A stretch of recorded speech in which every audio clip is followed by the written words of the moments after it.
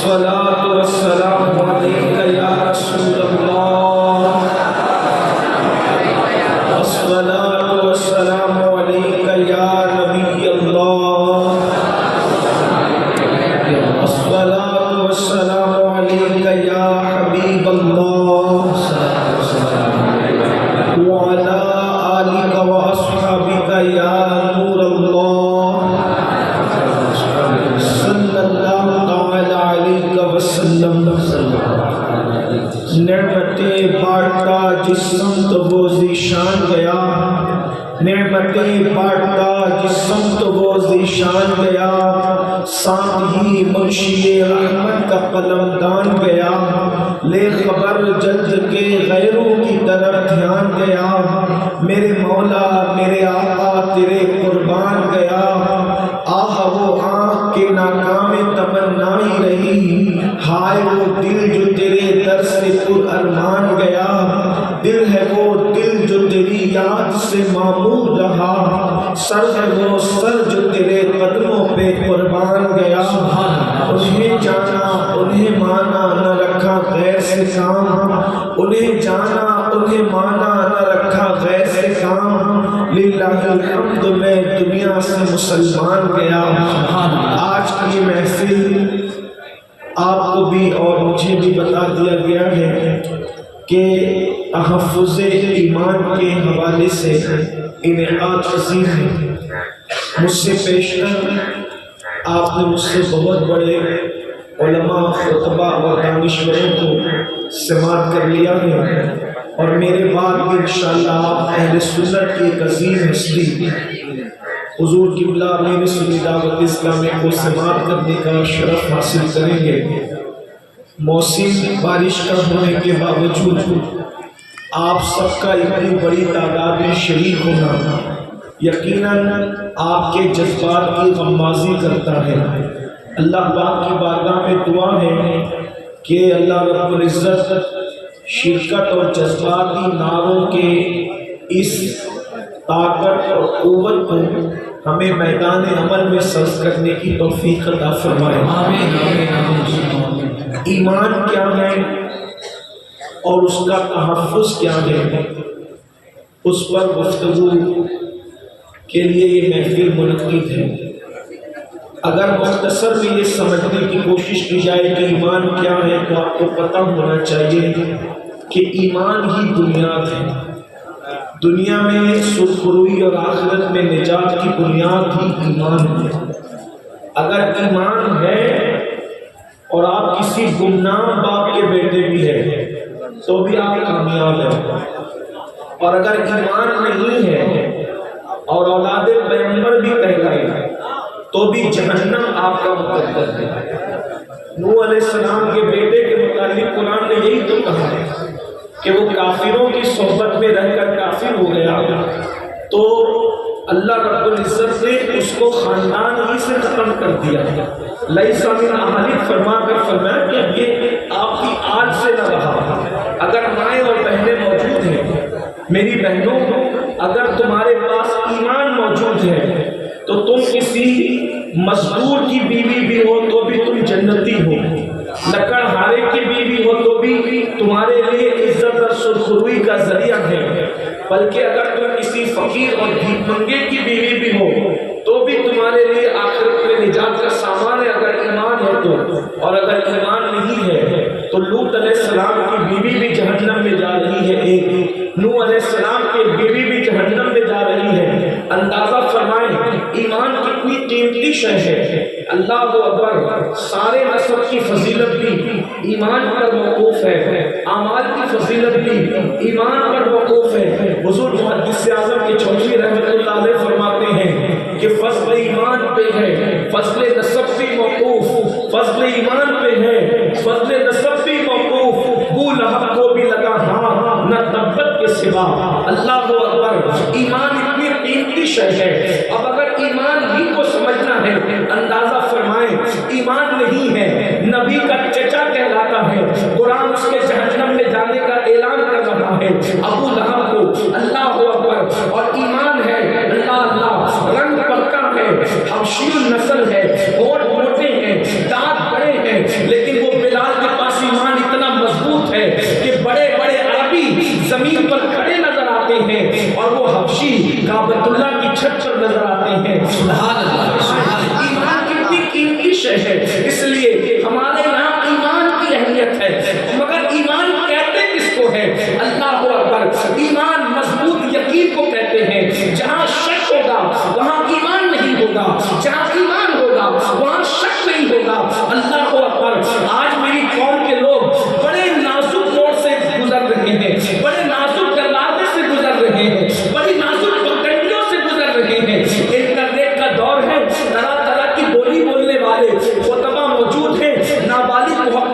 بھرمار ہے جو کچھ کہہ دیتا ہے ہم متاثر ہو کر اسی کی بولی بولنے لگتے ہیں. کسی کی تقریر میں جو ہے وہ لچھے دار گفتگو میں سن لیا حضور کو علم غیب نہیں, شک کا شکار ہو گئے. پھر علامہ مدثر جیسے لوگوں کی گفتگو سن لی, علم غیب ہے کہاں آیا, علم غیب ہے. کبھی کہتا ہے کہ نہیں ہے, کبھی سوچتا ہے نہیں ہے, کبھی سوچتا ہے. یعنی کہ جلسہ بدلا, آپ کا ذہن بدلا, مقرر بدلا, آپ کا انداز بدلا, یہ ایمان نہیں ہے. اللہ اکبر. کسی نے کہہ دیا کہ اللہ کے رسول علیہ السلام کی ایک شان نورانیت بھی ہے, مان لیا. کسی نے کہہ دیا اپنی طرح بشر ہے, مان لیا, وہ بھی مان لیا. کسی نے کہا نبی زندہ ہے, وہ بھی مان لیا. کسی نے کہا مر کے مٹی میں مل گئے, وہ بھی مان لیا. اندازہ تو فرمائے, بڑی معذرت کے ساتھ میں کوئی ڈائٹ ڈپٹ کرنے نہیں آیا, لیکن اتنا ضرور کہوں گا یار سیاسی لوگوں کے بھی تو کچھ موقف ہوتے ہیں, اس سے بھی تو ہلکی ہو گئے کہ تمہارا ذہن روزانہ بدلتا جا رہا ہے, ہر لمحہ بدلتا جا رہا ہے.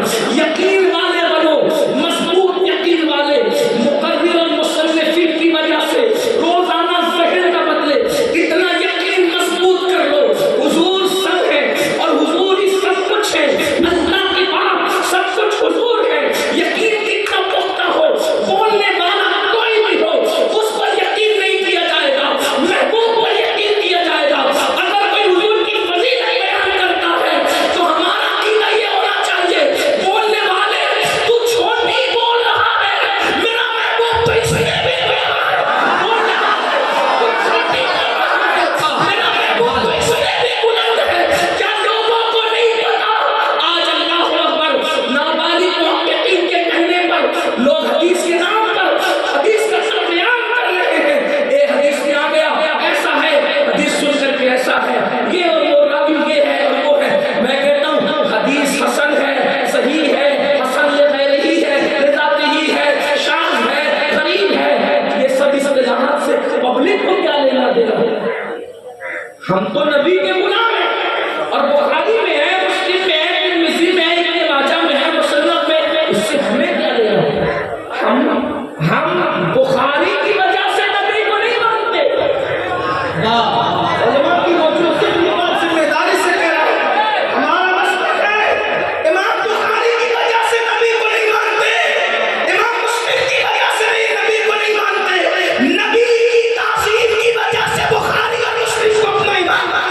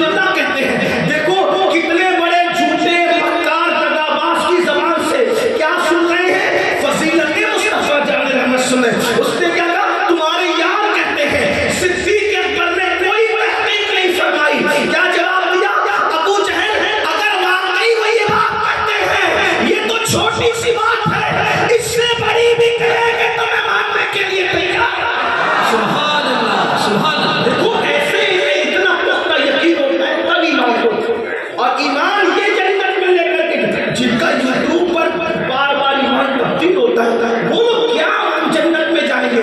اس لیے یقین پختہ کرو، مضبوط کرو یقین کو۔ اللہ اکبر، آقا علیہ السلام کی شان کو مانو، ان کی عظمت کو مانو، یہ تو ایمان کے متعلق بات ہوئی، پختہ یقین ایمان۔ اب ایمان چلا جاتا ہے، اتنی نزاکت سے ایمان جاتا ہے، بزرگوں نے فرمایا بال سے آٹے سے بال نکلتا ہے، آٹے سے بال نکلتا ہے تو بھی سمجھ میں آتا ہے، تو بھی سمجھ میں، لیکن دل سے ایمان نکلتا ہے تو سمجھ میں بھی نہیں آتا۔ اتنا نازک معاملہ ایمان کا ہے۔ اللہ اکبر، اب ایمان کا تحفظ کرنا ہے تو صرف بد مذہبوں کے معاملات نہیں ہے جو میں نے شروع میں ذکر کر دیا، ان کے اپنے معاملات تو ہیں، ہمارے پاس اعمال بھی ہمارے ایمان کے لیے خطرناک ہے، ہمارے پاس اس پہ بھی توجہ ہونی چاہیے۔ آقا علیہ السلام نے فرمایا کچھ لوگ صبح اس حال میں کریں گے کہ مومن ہوں گے، شام ہوتے ہوتے کافر ہو جائیں گے، شام اس حال میں کریں گے کہ مومن ہوں گے، صبح ہوتے ہوتے کافر۔ مسئلہ کیسے؟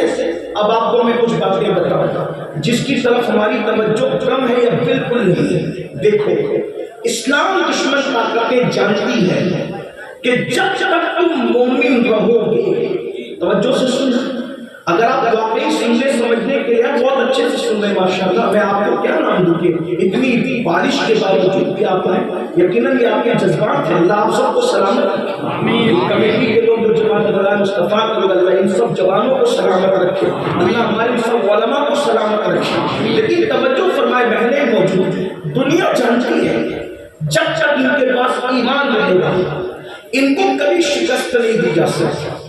یاد رکھنا، ایمان وہ ہتھیار ہے جو صرف مومنوں کے پاس اور کسی کے پاس ہے، اور ایک بات یاد رکھنا، ہر ہتھیار والا شکست کھا سکتا ہے مگر ایمان والوں کو شکست نہیں دی جا سکتی جب تک ان کا ایمان نہ چھنے۔ میں ایک مثال آپ کے سامنے رکھتا ہوں، بدر میں 313 ایمان والے ہیں اور 1000 بے ایمان ہے، فتح کس کی فتح ہوئی؟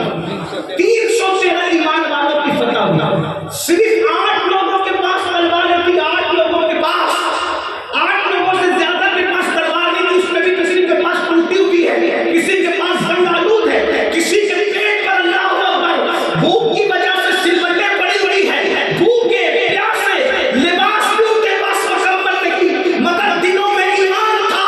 1000 لوگوں کو دھول چٹائی، احد کا وہی حال، خندق کا وہی حال، خیبر کا وہی حال، کربلا میں دیکھ لو 72 مضبوط ایمان والے ہیں، اللہ اکبر، اور 22,000 کا لشکر مشکوک طبیعت کے لوگ ہیں، ان مشکوک طبیعتوں پر جو آتے ہوئے ہیں وہ 72 مضبوط ایمان والے آتے ہوئے ہیں۔ اندازہ تو فرمائے، دنیا جانتی ہے کہ ایمان کی طاقت وہ طاقت ہے کہ سارے ہتھیار کی طاقت اس کے سامنے زیر ہے، کوئی کام نہیں آ سکتا، اس لیے وہ ہمارا ایمان چھیننا چاہتے ہیں۔ عبداللہ نام نہ ہو، عبد الرحمن نام نہ ہو، غلام مصطفیٰ نام نہ ہو، عبد المصطفیٰ نام نہ ہو، مگر تمہارے پاس ایمان نہ رہے، ایمان کا طوطا اڑ جائے۔ آج جب میں آپ کو بتاؤں اب ایمان چھیننے کے لیے ظالموں نے کیا کیا، فلمیں ایجاد کی گئی، ڈش ایجاد کیے گئے، گانے ایجاد کیے گئے، اور بڑی شرارت کے ساتھ اس میں کلمات کفریہ کی آمیزش کر دی گئی، کلمات کفریہ اس میں ملا دیے گئے۔ اللہ اکبر، پھر کیا ہوا؟ اللہ اللہ، ہمارے علماء سے پوچھیں، یہاں مفتیان کرام اگر اہل افتاء موجود ہیں وہ یقیناً میری بات کی تصدیق کریں گے۔ شارح بخاری علامہ شریف الحق امجدی صاحب رحمۃ اللہ علیہ سے پوچھا گیا، اگر کسی گانے میں کلمہ کفریہ موجود ہو اور کوئی بندہ اس کو خوش رہ کر کے سنے، یعنی راضی رہ کر کے سنے یا راضی رہ کر کے گنگنائے تو کیا ہوگا؟ تو علامہ نے جواب دیا وہ کافر ہو جائے گا، اسلام سے نکل جائے گا، اس کی بیوی اس کے نکاح سے باہر ہو جائے گی، اگر مرید تھا تو بیعت بھی اس کی ختم ہو گئی۔ یہاں تو بہت پھوٹ پھوٹ کر کہتے ہو ہم تاج الشریعہ کے مرید ہیں، ہم حضور امین ملت کے مرید ہیں، ہم تو امین شریعت کے مرید ہیں، ہم قادری ہیں، برکاتی ہیں،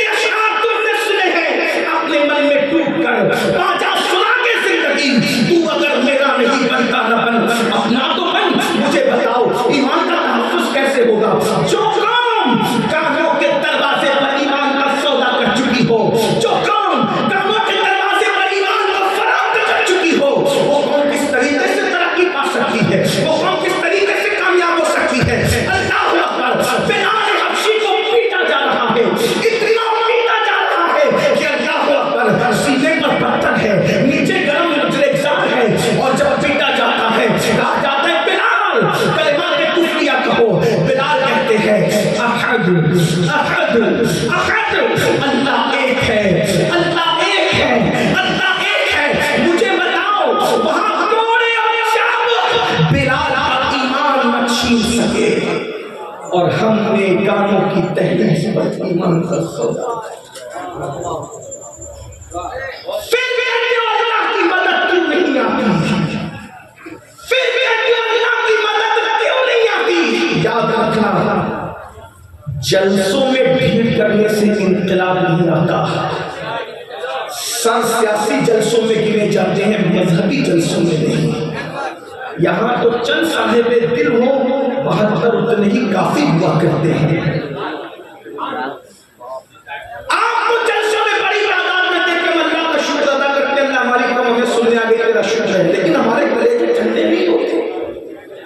ہمارے کلیجے اس وقت تک ٹھنڈے نہیں ہوں گے جب تک ہماری قوم اپنے علماء کی، اپنے مشائخ کی، اپنے خطبہ کی باتوں کو سنجیدگی سے لے. روزانہ سنتے ہیں. آپ کو نہیں پتا اللہ کے رسول صلی اللہ علیہ وسلم نے ارشاد فرمایا کچھ لوگوں کے مکان راتوں رات ڈھا دیے جائیں گے. آپ کی توجہ چل جو میں نے دیکھی جیسے تھوڑی دیر سن لے، بعد میں سب سے اچھا تھوڑی توجہ، بہت اچھے سن لیں تھوڑی دیر. میں کوئی خطیب نہیں، صرف اپنے دل کا دکھڑا لے کر اس کو سن لیں. اتنی سی بات، یعنی یہ سمجھ لے کہ اپنے دل کا درد ہے میرے پاس، اور کچھ کوئی بات نہیں. نہ میں کوئی محدث ہوں نہ کوئی خطیب، صرف دل کا درد ہے، وہ بھی آپ کے دل کے دروازے پر دیکھنا چاہتا ہوں. توجہ سے سن. اللہ کے رسول علیہ السلام فرماتے ہیں کچھ لوگوں کے گھر راتوں رات ڈھا دیے جائیں گے.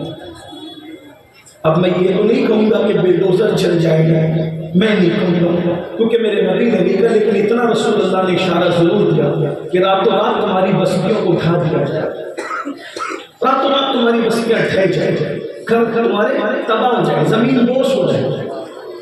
بہت ساری حدیثوں کو کبھی ایسا ہوا کہ لوگوں نے سمجھا ہی نہیں. کبھی کوئی زمانہ آیا تو دیکھنے کے بعد پتا چلا کہ ہم سمجھ کچھ رہتے اور یہ ہے.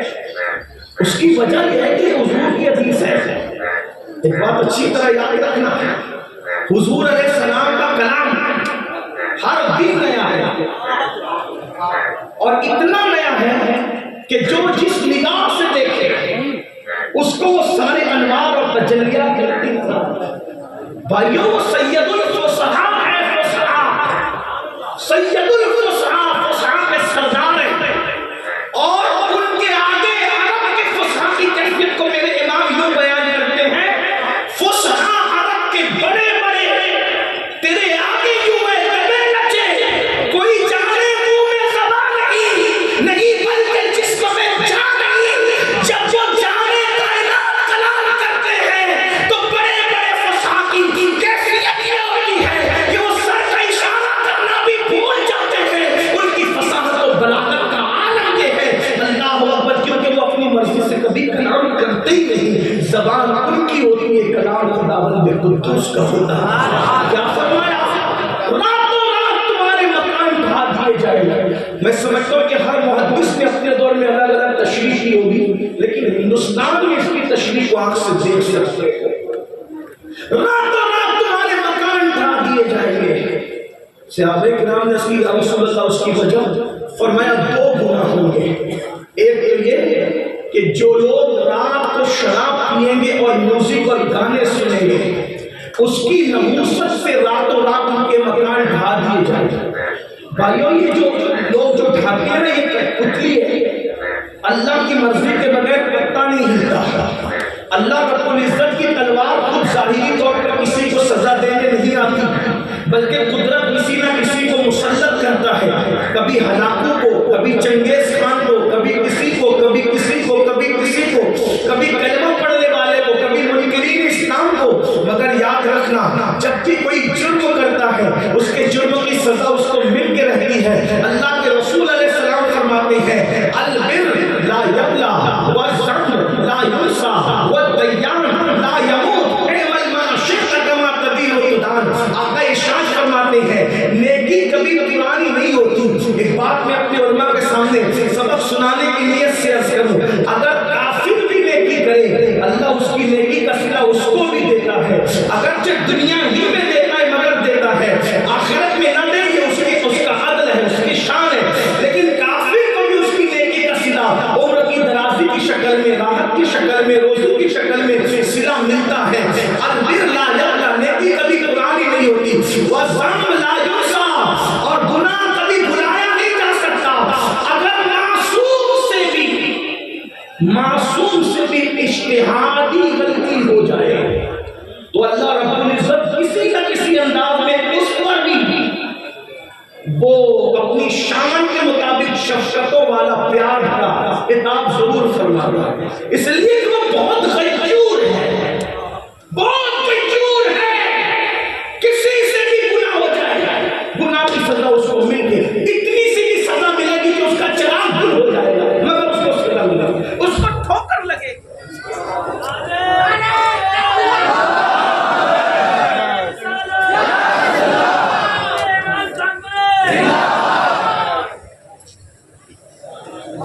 کرو نعرے تکبیر، نعرے رسالت، نعرے رسالت، افروز ایمان کانفرنس، افروز ایمان کانفرنس، نعرے تکبیر، نعرے رسالت، علماء اہل سنت.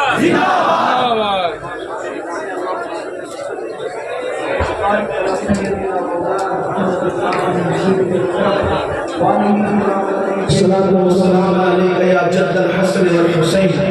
چراغ کے گل ہونے کی شکل میں، کھجلی آنے کی شکل میں، آنکھ پھڑکنے کی شکل میں، درد سر کی شکل میں، بیماری کی شکل میں، کسی نہ کسی شکل میں اس کے گناہ کی سزا اس کو مل کر رہے گی. اس کی سواری کا اگر ٹائر بھی جو ہے وہ پنچر ہو جائے، یہ بھی کسی نہ کسی گناہ کی وجہ سے. بہت خوبصورت کپڑا پہنا، بہت خوبصورت، اگر اس کو چائے کا داغ لگ گیا تو وہ بھی کسی گناہ کی وجہ سے لگتا ہے. یعنی اگر ہمارے کپڑے بھی میلے ہوتے ہیں تو کسی نہ کسی گناہ کے سبب سے ہوتے ہیں. یہ میں اپنی مرضی سے نہیں کہہ رہا ہوں. حضرت دادا صاحب علی اجویری رحمۃ اللہ علیہ فرماتے ہیں ہم اپنے مرشد کے ساتھ بارش کے موسم میں چل رہے تھے تو ہم نے دیکھا کہ مرشد آگے آگے تھے، ہم پیچھے پیچھے تھے. ہمارے جوتے اور ہمارے کپڑے کیچڑ میں بھر گئے، مرشد کے کپڑے نہیں بھرے. ہم نے کہا راستہ ایک ہی تھا، ہم آلودہ ہو گئے، آپ کیوں نہیں؟ فرمایا بیٹا اگر انسان گناہ کرنا بند کر دے تو اللہ اس کے کپڑوں کو بھی میلا ہونے سے بچا لیتا ہے. اندازہ فرمائے گناہ وہ ہے اور نیکی کی برکت وہ ہے. اللہ اندازہ فرمائے. اور نیکی کی برکت کیسے ملتی ہے؟ ایک بات مجھے بہت خوبصورت یاد آئی. کربلا کے ایام چل رہے ہیں. یزد جرد کی جو ہے وہ 3 بیٹیاں قیدی بنا کر کے مسجد نبوی کے اندر لائی گئی. اللہ اکبر. جب وہ آئی تو ان کو دیکھ کر فاروق اعظم نے کہا یہ سونے سے لدی ہوئی خوبصورت لڑکیاں کس کی ہے؟ کسی نے کہا نوشیروان کی پوتیاں لگتی ہے، یزد جرد کی بیٹیاں لگتی ہے. آپ نے فرمایا لے جاؤ یہ بیچ دو. مولا کائنات نے فرمایا کہ امیر المومنین یہ بڑے گھرانے کی ظاہری بڑے گھرانے کی بیٹیاں ہیں تو ایک کام کرتے ہیں. اسلام یہ کہتا ہے کہ دنیاوی جس کی عزت ہو اس کی عزت کا خیال رکھا جائے تو ہم لوگ ان کو ایک کام کرتے ہیں اپنے پاس رکھ لیتے ہیں. ایک کو ابو بکر صدیق کی بہو بنا دیتے ہیں، ایک کو عمر ابن خطاب کی بہو بنا دیتے ہیں اور ایک کو میں اپنی خود کی بہو بنا لیتا ہوں. اور پھر فاروق اعظم کو مشورہ پسند آیا تو کیا ہوا؟ حضرت عبداللہ ابن عمر کے نکاح میں ایک بیٹی ان کی دے دی گئی اور پھر حضرت محمد ابن ابو بکر کے نکاح میں ایک بیٹی دے دی گئی اور امام حسین کے نکاح میں ایک بیٹی دے دی گئی. عبداللہ سے بھی بیٹا پیدا ہوا، ان کا نام سالم رکھا گیا. محمد بن ابو بکر سے بیٹا پیدا ہوا، ان کا نام قاسم رکھا گیا. اور امام حسین سے جو بیٹا پیدا ہوا اس شہزادے کا امام زین العابدین کہا گیا. اب آپ سے پوچھنا چاہتا ہوں نوشیروان نے کوشش نہیں کی، یزد جرد نے کوشش نہیں کی کس چیز کی کہ میری بیٹیاں اتنے بڑے بہو گھرانوں کی بہو بنے. صدیق اکبر کی بہو بنانے کی کوشش نہیں کی، فاروق اعظم کی بہو بنانے کی کوشش نہیں کی، رسول اللہ کی بہو بنانے کی کوشش نہیں کی. یار وہ کافر لوگ تھے، پھر ان کی بیٹیوں کو ایمان بھی ملا اور اتنے بڑے گھرانے کی بہو بھی بن گئی بغیر محنت کے، بغیر کاوش کے، بغیر کوشش کے. وجہ کیا تھی؟ تو صوفیہ فرماتے ہیں جو دادا تھا نوشیروان وہ اپنی سوچ اور فکر کے مطابق لوگوں میں عدل کرتا تھا. عدل یہ اس کافر کی بیٹی کی برکت اس کی پوتیوں کو مل گئی کہ اتنے بڑے گھرانے کی ان کو بہو بننے کا شرف حاصل. سبحان اللہ سبحان اللہ. نعرہ تکبیر، نعرہ رسالت. نیکی کی برکت یہ ہے اگرچہ کافر کو دنیا میں ملتا ہے آخرت تو اس کا کوئی حصہ نہیں ہے. اللہ کے بندوں سوچو غور کرو. اب اندازہ فرمائے جو ہم گناہ کر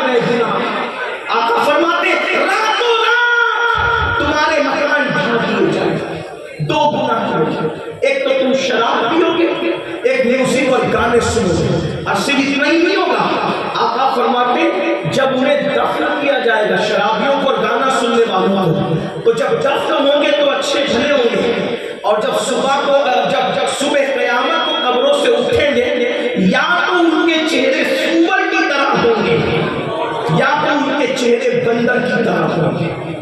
کن کے؟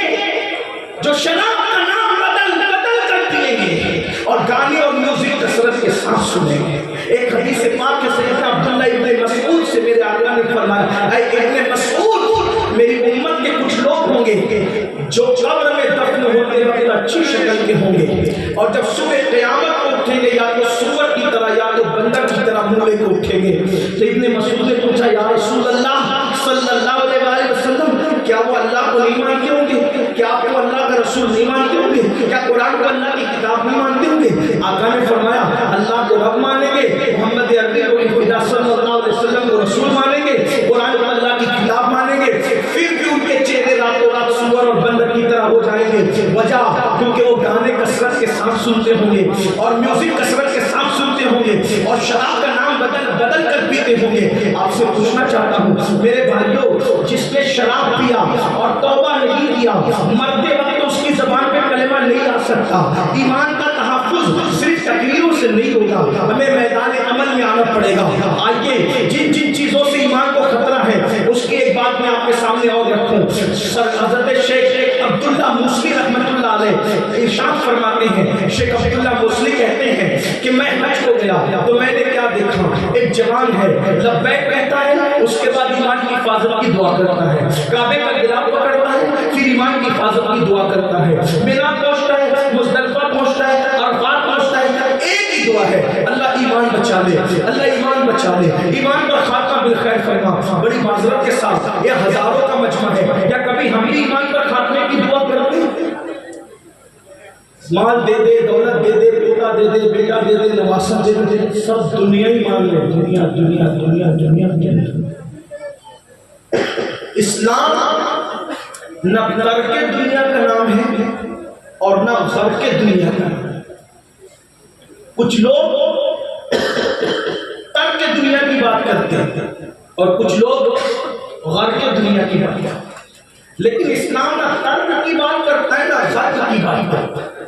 اسلام اعتدال کا مذہب ہے. وہ کہتا ہے کماؤ اور زکات بھی دو، اس لیے زکات تو وہی دے گا جو مالدار ہو. مسجدیں بناؤ، مدرسے بناؤ، صدقہ دو، بیمار پڑو تو صدقہ دو، سفر میں نکلو تو صدقہ دو، کوئی مصیبت آئے تو صدقہ کون دے گا؟ جو مالدار ہوگا وہی تو دے. مالدار بنو، منع نہیں ہے، مالدار بننا منع نہیں. مال کو جیب میں رکھو یہ صحیح ہے، مال کو دل میں رکھو یہ غلط ہے. جیسے امام غزالی کہتے ہیں، کشتی جب تک دریا میں رہے گی کامیاب رہے گی، کشتی کے اندر دریا آ جائے تو کیا ہوگا؟ کشتی ڈوب جائے گی. تو ہم دنیا میں رہیں، دنیا ہمارے اندر نہ رہے. قیمتی کپڑے پہننا اسلام کی تعلیم کے خلاف نہیں ہے، اچھا کھانا کھانا اسلام کی تعلیم کے خلاف نہیں ہے. آپ حضور علیہ السلام کی زندگی دیکھیں، تعلیم کے امت کے لیے، غریبوں کے لیے، حوصلہ افزائی کے لیے پیٹ میں پتھر بھی باندھتے ہیں، اور پھر مالداروں کے لیے عشوہ دینے کے لیے مرغی بھی کھا رہے ہیں، مچھلی بھی کھا رہے ہیں، پیون والا بھی پہن رہے ہیں، اور کبھی کبھی 27 اونٹ دے کر ایک جبہ بھی خرید رہے ہیں.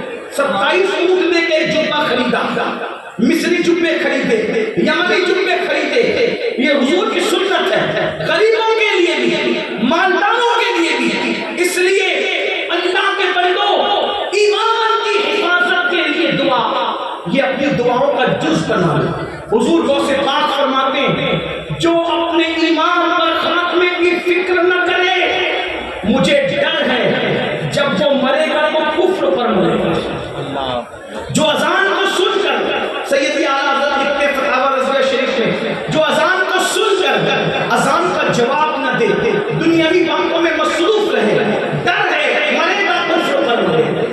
آئیے قبلہ حضور امیر سنی دعوت اسلامی تشریف لائیں، ہم اپنے قائد کا استقبال کر لیں اور اس کے بعد پھر انشاءاللہ آگے کا پروگرام آپ سے بات کریں. نعرہ تکبیر، نعرہ تکبیر، نعرہ رسالت.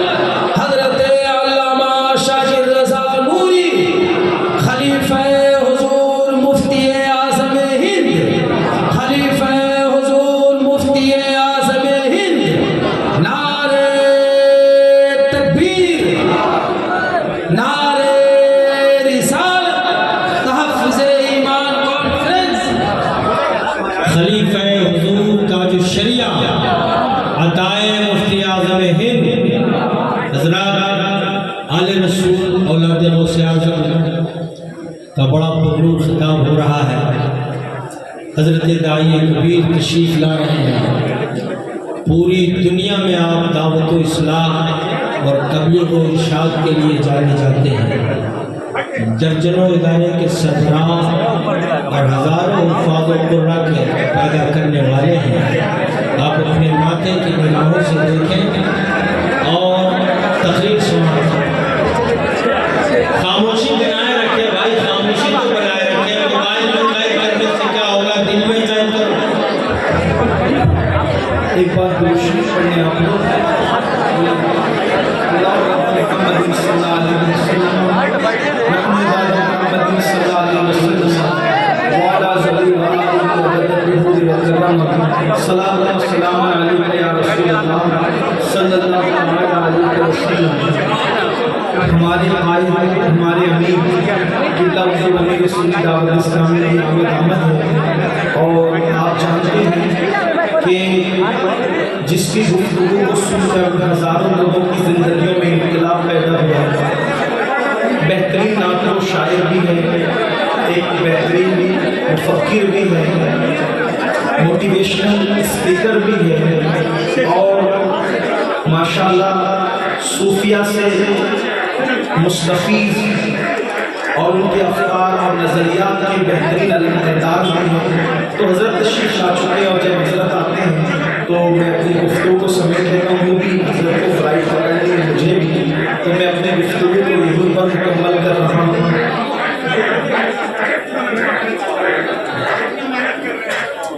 تو حضرت تشریف لا چکے ہیں، میں گفتگو کروں گا تو شاید آپ حضرات کو وہ جو ہے وہ غذا ملنی چاہیے جو بول نہیں سکے گی، کیونکہ جس وقت سورج نکلتا ہے تو تارے بھی اپنی آپ کی چمک کو سورج کے پردے کے پیچھے سے چھپا لیتے ہیں۔ جو تارے ہوتے وہ تو جو چراغ بھی نہ ہو تو ان کی کیا حیثیت ہو سکتی ہے۔ تو اس لیے میں یہ چاہوں گا کہ اتنے خوبصورت سے ماحول میں، کیونکہ آپ کی شخصیت کو دیکھ رہے ہیں، آپ اس کا پہلے محسوس کر لیں کہ یہ آپ کوئی مقرر نہیں ہے، آپ کی بستی میں کوئی عام مقرر نہیں ہے، یہ آپ جن کو دیکھ رہے ہیں یہ وہ بستی ہے بھائیوں کہ پوری دنیا میں عشق رسول کے حوالے سے جس تحریک سنی دعوت اسلامی نے انقلاب پیدا کیا ہے یہ اس کے امیر ہیں۔ ہزاروں علماء جن کے شاگرد ہیں، اس اعتبار سے کہ بڑے بڑے ہمارے ساتھی علماء کو حضرت جب نصیحت کرتے ہیں تو ان کی اپنی کیفیتیں بدلتی ہیں، یعنی جو علماء کی نشستوں میں خطاب کرتے ہیں ایسی ہستیاں آپ کو کبھی کبھی نظر آتی ہیں الحمدللہ۔ اور میں آپ کو ایک بات کہوں گا، کوئی مبالغے کے طور پہ نہیں بلکہ سچائی ہے، ہم لوگ کی خود خواہش رہتی ہے کہ ہم لوگ سفر کریں تو حضرت کے ساتھ کریں، کچھ حضرت کے ساتھ بیٹھیں۔ آپ کو یقین سے کہتا ہوں بہت ساری یعنی کئی گھنٹوں کے مطالعے سے وہ چیزیں ہم لوگ کو نہیں مل پاتی جو حضرت کی صحبت میں بیٹھنے میں چند منٹوں میں مل جاتی ہیں۔ ایک ایک جملہ ایسا کبھی کبھی زبان سے ادا کرتے ہیں جس پر پوری تقریر پوری کتابیں تیار ہو جائیں۔ یہ میں نہیں کہہ رہا ہوں، حضور مفکر اسلام علامہ قمرالزمان خان صاحب کی لازمی جن کو لسان العصر کہتے ہیں، جن کی خطابت کو سننے کے لیے حضور مفتی اعظم رحمۃ اللہ علیہ خود مشتاق رہا کرتے تھے، اور جب کبھی مفتی احمد سے پہلے مفکر اسلام کا خطاب ہو جاتا تھا پوچھتے کہ کیا مفکر اسلام کا خطاب ہو گیا؟